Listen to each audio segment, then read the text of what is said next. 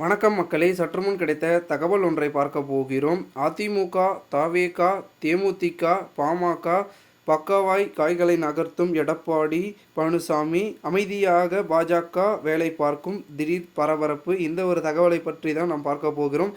தகவலை பார்ப்பதற்கு முன்னதாக நீங்கள் நம்மளுடைய சேனலுக்கு புதிய பார்வையாளர்களாக இருந்தீர்கள் என்றால் மறக்காமல் நம்மளுடைய சேனலை சப்ஸ்கிரைப் செய்து வைத்துக் கொள்ளுங்கள் மக்களே. 2026 சட்டமன்ற தேர்தலுக்கு இன்னும் ஒரே ஆண்டு முழுமையாக இருக்கும் நிலையில் தற்போதைய கூட்டணி குறித்த பேச்சுக்கள் முளைத்திருக்கிறது. அதிமுக, திமுக தேர்தலுக்கு தயாராகி வரும் நிலையில் அதிமுக ஆட்சியை மீண்டும் அமைத்து ஜெயலலிதாவுக்கு பிறகு தன்னை வலிமையாக தலைவராக நிலை நிறுத்த எடப்பாடி பழனிசாமி முயன்று வருகிறார். இந்த நிலையில் 2026 சட்டமன்ற தேர்தலில் அதிமுக தலைமையில் தமிழக வெற்றிக் கழகம், பாட்டாளி மக்கள் கட்சி, தேசிய முற்போக்கு திராவிட கழகம், ஏன் நாம் தமிழர் கட்சியை கூட சேர்க்கலாம் என எடப்பாடி பழனிசாமி திட்டமிட்டு வருகிறாராம்.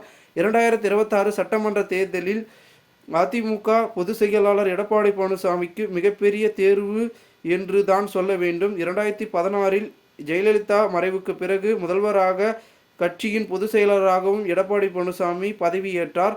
ஆனால் அதன் பிறகு நடந்த அனைத்து தேர்தல்களிலும் அதிமுக படுதோல்வியை சந்தித்தது.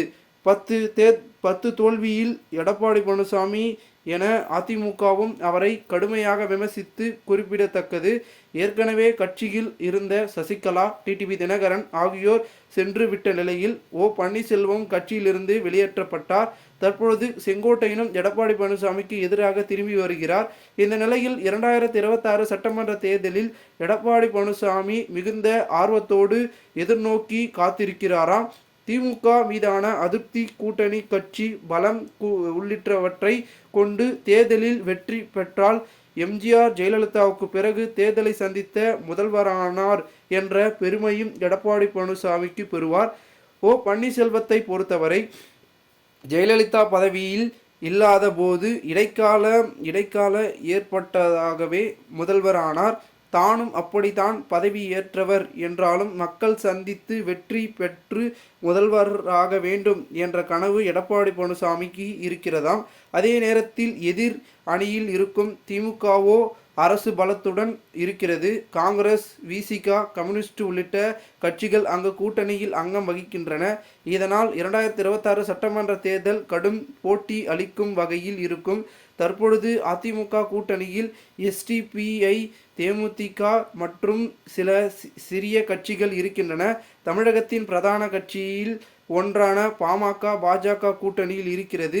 இந்த நிலையில் 2026 சட்டமன்ற தேர்தலில் வெற்றியை பிடிக்க அதிமுக வாக்கு வங்கி மட்டுமே போதாது. பொதுவான வாக்குகளுக்கு திமுக எதிர்ப்பு வாக்குகளும் கூட்டணி கட்சி வாக்குகளும் எடப்பாடி பழனிசாமி தேனி நிச்சயம் தேவை. அந்த வகையில் வட மாவட்டங்களில் வலுவாக இருக்கும் பாமகவை கூட்டணிக்குள் இழுக்க மறைமுக பேச்சுவார்த்தை நடத்தி வருவதாக கூறப்படுகிறது. அதே நேரத்தில் மாநிலங்களவை உறுப்பினர் பதவி தொடர்பாக அதிமுக கூட்டணியில் அதிருப்தி இருக்கும் தேமுதிகவை சமாதானப்படுத்த எடப்பாடி பழனிசாமி முயன்று வருகிறார். மேலும் தமிழக அரசியலில் புதிய வரவான விஜயின் தமிழக வெற்றி கழகத்தையும் அதிமுக கூட்டணியில் கொண்டு வர எடப்பாடி பழனிசாமி முயற்சித்து வருகிறார்.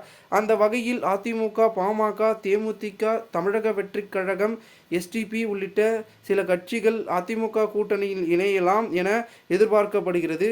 தேவைப்பட்டால் நாம் தமிழர் கட்சியை கூட கூட்டணி அமைக்க எடப்பாடி பழனிசாமி தயாராக இருக்கிறார் என்கிறார்கள் அதிமுகவினர்கள்.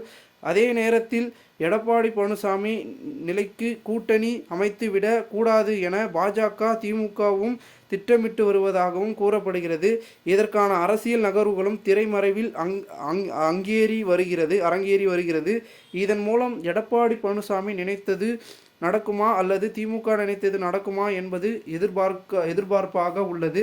இந்த ஒரு தகவல் அரசியல் வட்டாரங்களில் பரபரப்பாகவும் விறுவிறுப்பாகவும் பேசப்படுகிறது. இந்த ஒரு தகவலை குறித்த பொதுமக்கள் உங்களுடைய கருத்துக்களை கமெண்ட் மூலமாக தெரிவிங்கள். போன்ற அரசியல் சாதனை நிகழ்வுகளாம் தினசரி தெரிந்து கொள்ள சேனலை சப்ஸ்கிரைப் செய்துங்க. நன்றி, வணக்கம்.